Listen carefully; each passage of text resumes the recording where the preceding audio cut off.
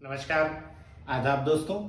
मैं सलाहुद्दीन नवेद रोशन रहे के इस नए अंक में आपका स्वागत करता हूं। दोस्तों, आज हम हाजिर हैं फिर एक सवाल के जवाब को लेकर जो पूछा है हर्ष गड़ेकर ने। आप लिखते हैं, सर मैं बहुत परेशान हूं। मेरे बेटा अब 5 इयर्स का हो गया है। माइल्ड ऑटिज्म बताया है। 1 साल से थेरेपी चल रही है, प्लस मेडिसिन भी। जब वो सब अच्छे से करने लगता है तब डॉक्टर्स बोलते हैं कि मेडिसिन कम कर दो, फिर वो वापस बैक चला जाता है। मेडिसिन बंद करने से इतना फर्क पड़ता है क्या?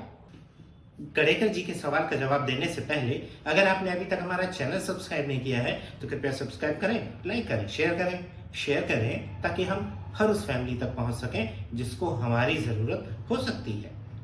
दोस्तों, यहाँ पर कई चीजें संदेहास्पद है। संदेहास्पद मतलब शक के दायरे में है। जैसे, क्या डायग्नोसिस प्रॉपर है? क्या बच्चे को वाकई में ऑटिज्म है? एक चीज। दूसरी चीज, जो आप कह रहे हैं कि दवाई बंद कर दो तो प्रोग्रेस जो है वो बैक हो जाती है। तो दोस्तों, अगर हम यहां पर ये मान के चलें कि ऑटिज्म ही है, यानी कि डायग्नोसिस प्रॉपर है, तो वहां पर दूसरा सवाल पैदा होता है, क्या उसे ऑटिज्म के अलावा कोई और भी इश्यू है? तो हम ये मान के चलते हैं कि नहीं है। और ये बहुत स्पष्ट है, विश्व स्वास्थ्य संगठन या किसी भी ऐसी संस्था द्वारा जो बहुत मान्य संस्था हो ने ऑटिज्म का ट्रीटमेंट दवाइयों में नहीं बताया है। यानी कि उनका साफ कहना है कि दवाइयों से ऑटिज्म ठीक नहीं हो सकता है। तो यहां पर आप जब कह रहे हैं कि दवाइयां बंद करते ही बच्चे की प्रोग्रेस बैक हो जाती है, अपने आप में एक प्रूव है कि दवाइयों से प्रोग्रेस नहीं हो रही है। अब प्रोग्रेस क्यों हो रही है और क्यों बैक जा रही है, प्रोग्रेस कैसे हो रही है, क्यों हो रही है, और दवाइयां बंद करते ही प्रोग्रेस बैक क्यों हो रही है, ये एक पूरी इंटरवेंशन प्रक्रिया यानी हस्तक्षेप प्रक्रिया का मूल्यांकन करने से पता लगेगा। तो पहली चीज तो ये समझ लीजिए कि दवाइयों की जरूरत है या नहीं है, ये तय करना बहुत जरूरी है। अगर नहीं है दवाइयों की जरूरत तो दवाइयां बंद कर दीजिए, पहला जो काम करना है। लेकिन यहां यह तय करने से पहले कि दवाइयां बंद करनी ही हैं, ये तय करना जरूरी है कि दवाइयों का ऑटिज्म के लिए कोई रोल नहीं है तो फिर क्यों दी जा रही है? क्या कोई और वजह है दी जाने की? दूसरी चीज, जो थेरेपी चल रही है वो थेरेपी कौन कौन सी है?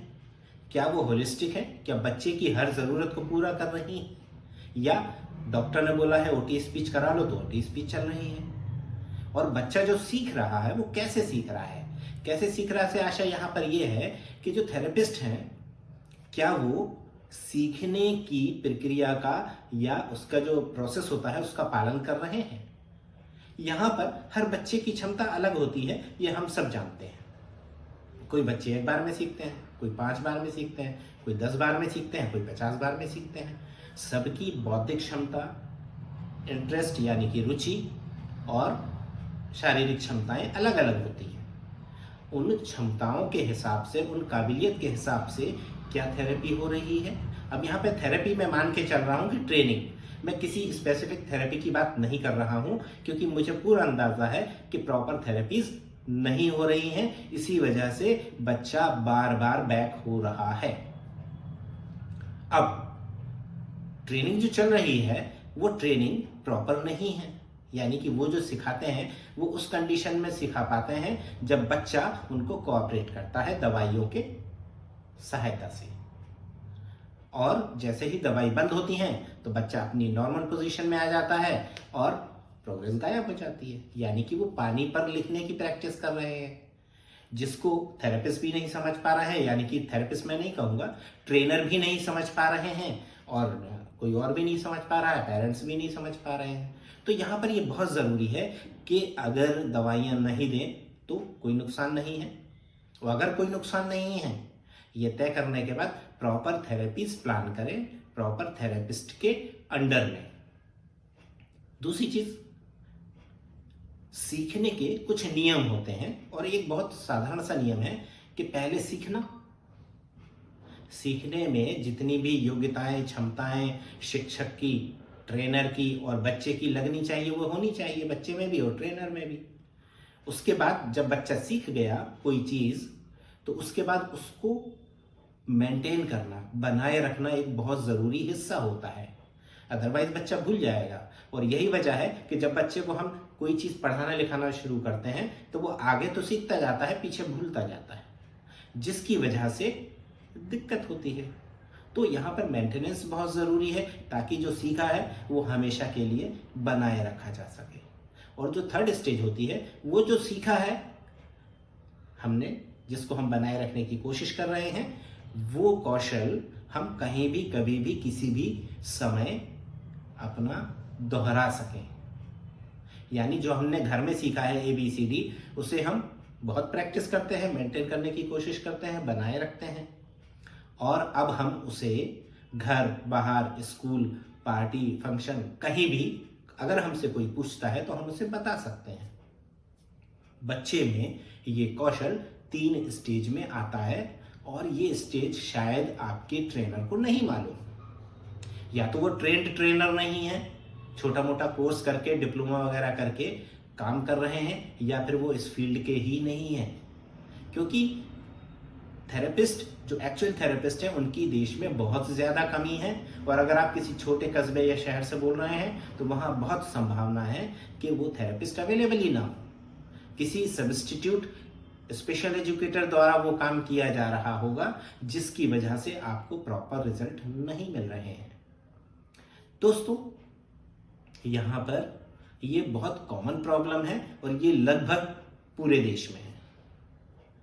यहाँ पर पहले जो काम दवाइयों से ही करने की कोशिश की जाती थी, अब परिवर्तन सिर्फ इतना आया है कि दवाई के साथ साथ थेरेपीज को भी जोड़ दिया गया है। पर मूल उद्देश्य जो है कि बच्चे का सामान्य या मुख्य धारा में आ जाना, बच्चे का आत्मनिर्भर हो जाना, बच्चे का अपनी क्षमता से प्रदर्शन या परफॉर्मेंस दे पाना, या अगर बच्चा छोटा है उसको उस डिसऑर्डर से बाहर निकाल ले आना, ये थेरेपीज का प्राइमरी ऑब्जेक्टिव होता है, जो पूरा नहीं हो रहा है। क्यों? क्योंकि हमारे देश में प्रशिक्षित, ट्रेंड मानव संसाधन यानी लोग हैं ही नहीं, और जो लोग हैं वो इस काम को ईमानदारी से नहीं कर पा रहे हैं। यहाँ पर पेरेंट्स को अपने भविष्य के बारे में सोचना है, समझना है, विचार करना है और निर्णय यानी कि डिसीजन लेना है।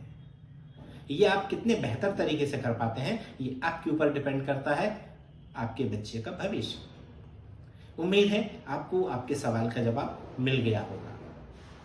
दोस्तों, अगर आपने अभी तक हमारा चैनल सब्सक्राइब नहीं किया है तो कृपया सब्सक्राइब करें, लाइक करें, शेयर करें ताकि हम हर उस फैमिली तक पहुंच सकें जिसको हमारी जरूरत हो सकती है। आप देखते रहिए रोशन राहें। मुझे दीजिए इजाजत। नमस्कार। जय हिंद।